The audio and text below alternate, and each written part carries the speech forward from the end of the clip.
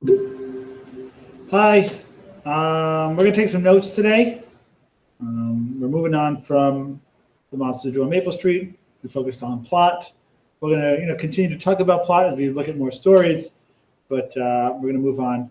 We'll take some notes. So take our literary terms packet, pause it if you need to find it, and as always, if you need to pause this video to take those notes, you should do that. But I'm going to just keep going, just to keep it moving, so you don't have to watch a 15-minute video. We can maybe keep it under 10, hopefully. Okay. So we got Pat Benatar dancing up here. I was going to have the music playing, but I didn't know if YouTube would block it for like copyright reasons. But most of us have heard the song, but I guess I'm getting ahead of myself. We'll talk about that when we get there. Okay, so I got two sentences here. Henry ate his spaghetti like a vacuum cleaner, and Henry was a vacuum cleaner at the dinner table. And my question says, how are these sentences different? And if you look closely, okay, well, one is saying Henry is like a vacuum cleaner. One is saying Henry is or was the vacuum cleaner. And what the author is doing is comparing, right? Author is comparing Henry to a vacuum cleaner. This one is saying he's like it. This one is saying he is or was it. And of course, my picture is a little bit confusing because Henry is a person, not a vacuum cleaner, despite what that picture says. So what do we understand about Henry through that comparison?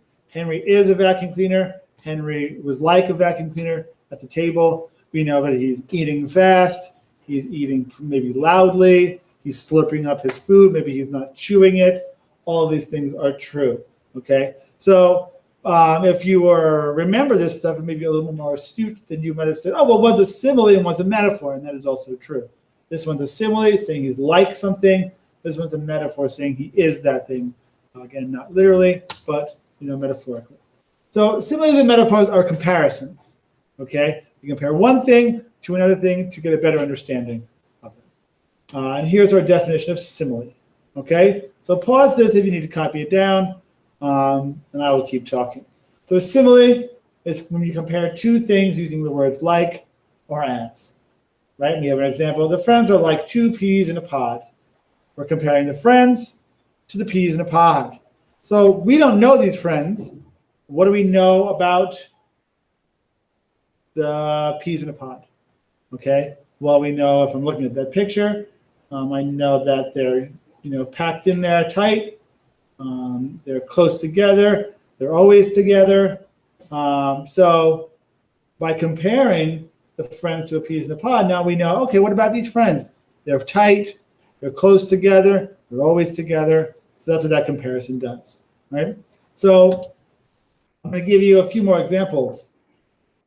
The first thing to do is just think about, like, what are you comparing, okay? The day before the deadline, the students were all busy as bees. What am I comparing? I'm comparing the students to the bees. By comparing the students to the bees, we get a better understanding about the students, because I know a thing or two about bees. I know that they're often working hard. There's a type of bee called a worker bee, and they're always working for the queen and for the sake of the hive. So I know that bees are busy. They're always working. So I guess that means that the students are also busy and always working. Okay? Again, simile, he eats like a pig. I'm comparing him and the way he eats to a pig and the way the pig eats. Okay? How do pigs eat? Sloppily, fast, messy, loudly, okay? And then I guess he's eating the same way. The thing about similes and metaphors is they also can paint images in your head, hopefully some not as disturbing as this, but let's move on because that's gross. You're as cold as ice. What am I comparing? I'm comparing you to ice. And now, what does that mean, though? What do I know about you? And some students will say, oh, it means like you're cold. And I used to say, no, it's not true. It's too literal, but it is true. Right? If I think about like a mother coming into a room and touching her child, oh, you're as cold as ice, she might say. And that means like, come on, go put a sweatshirt on. You're cold.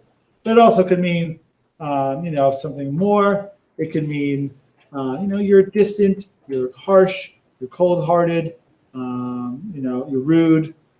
all these things. So that's a simile. She laughs like a hyena. How do hyenas laugh? We're comparing her and her laugh to a hyena and their laugh. How do hyenas laugh? Loudly, obnoxiously, sort of maniacally, maybe even like sinister, maybe if you're like watching The Lion King, right? So how is she laughing? Oh, she's laughing loudly, maybe a little obnoxiously, maybe sinister. So again, these similes compare two things to give us a better understanding of one of them. Sometimes it's just, not necessarily to get a better understanding, but to just sort of paint an image in our head, something that is more memorable. The elderly couple leaning on their canes walk toward me like towers of Pisa. Okay, the Tower of Pisa is leaning, the elderly couple is leaning, but again, it's sort of paints that picture in my head. This is from the book Scythe, fantastic book. Scythe Curie seen a mix of emotions, but she folded them all away like clothes that no longer fit and closed the drawer. Okay, we're comparing Scythe Curie's emotions to the clothing, right? These old clothing. Is she going to deal with these emotions? Is she recognizing them and working through them? No. She like if she had old clothing, she is folding these emotions up. She's putting them away in a drawer, and she's most likely not going to deal with them ever again. Okay. Not finally, we're moving on to metaphor. Again, pause it. I would like you to get both of these, so write small. Pause it if you need to get it. A metaphor is also a comparison, but instead of saying it's like something, we say it is that thing. It is a direct comparison of two unlike things that give us a better understanding of one of them. Okay? They state that something is that thing. Not literally, of course, but more for the sake of making it clearer and more memorable. Okay? And then this is where I have that song I was referencing earlier, the Pat Benatar song "Love is a Battlefield" from the 80s. You don't have to like it. You don't have to say you've never heard it, but you most likely have at some point in your 12 or 13 years on this planet because it's a pretty good 80s jam. Love is a battlefield. Okay? It's a metaphor. We're not saying love is like a battlefield. We're saying love is a battlefield. What do we know about battlefields? Does it seem that Pat Benatar has a good experience with love? Doesn't sound like it. Love is a battlefield. Well, what do we know about battlefields? I asked the student this question. I asked this question to students, I think I was trying to say. And I'll get a lot of good answers, right? What is a battlefield like? It's dangerous. You can get hurt. It's explosive. Things like that. It's fiery. Fill in the blanks here. What does that mean about love? Oh, okay. It's explosive. It's dangerous. People can get hurt. It's fiery. All of these things are true about love as well. Again, does Pat Benatar's experience with love seem, fun? No. But that's her experience. And the beauty about a good metaphor is that we can all bring something to the table. It's sort of like a shortcut. If I were to say, if I'm trying to sing a song, love is explosive and love is also fiery, and it you can get hurt. Right? That is a terrible song. That is a terrible, terrible song. But if I cut to the chase and I say love is a battlefield, that is short, sweet, powerful, meaningful. It lets you, the listener, the reader, bring your own thoughts to it. And it's like I said, it's like a shortcut. I can just get right to the heart of it. And just so we're not leaving Pat Benatar out there hanging, love as a battlefield can also mean, fighting, on a battlefield. Sometimes it might be worth it, to win and become victorious in the end. Some things are worth fighting for, etc. So maybe that's what she means. Maybe it's not so terrible for her. Other examples of metaphors. My dad is a bear. My dad is not literally a bear. That would be weird. I would look much different if my dad was a bear. But what do we know about bears? Okay, students often say a lot of good things. Bears are hairy. My dad's hairy. But bears are big and strong. My dad's big and strong. Bears can be territorial and protective. My dad is protective. Bears can be grumpy and sleepy. My dad is both grumpy and sleepy. Oh, so now we know more about my dad, who you've never met, through this metaphor. Okay. Similarly, bears can be cuddly. They give bear hugs, especially since my father became a grandfather, he definitely seems more cuddly and less grumpy. So yeah, this metaphor still rings true.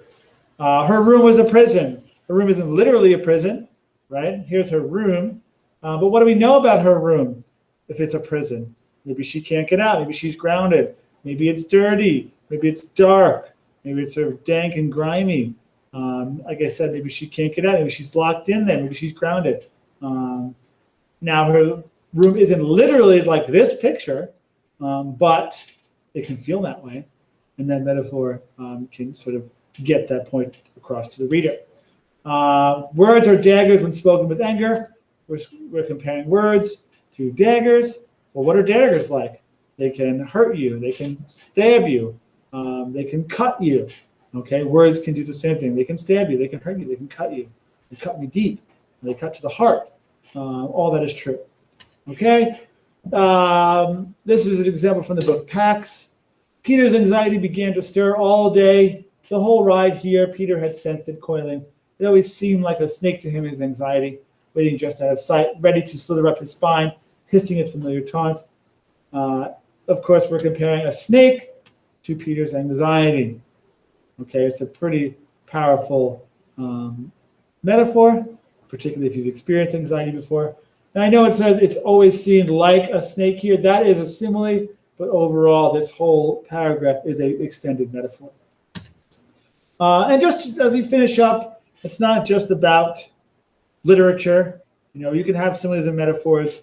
It's not just a stuffy definition about literature and poems in English class.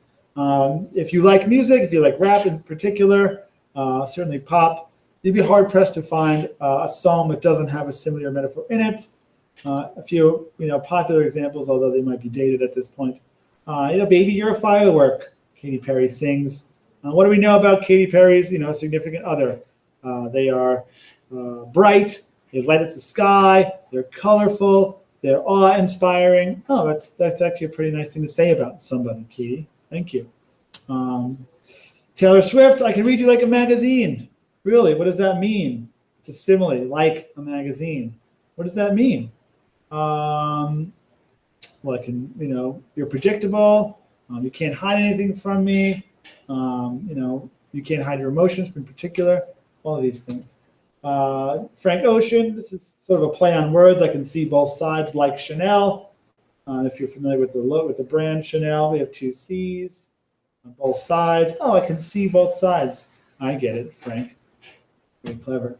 And then, one of my favorite artists, Outkast, Andre 3000 sings in the song Hey Ya, shake it like a Polaroid picture. And of course, the belief was that you could shake a Polaroid picture to make it develop faster.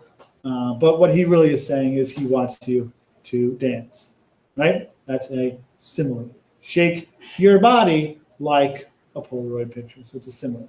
All right, that's the end of that. Hopefully you copy this down and be on the lookout for more assignments tomorrow. And we'll be reading all summer today, probably early next week. Okay? Bye.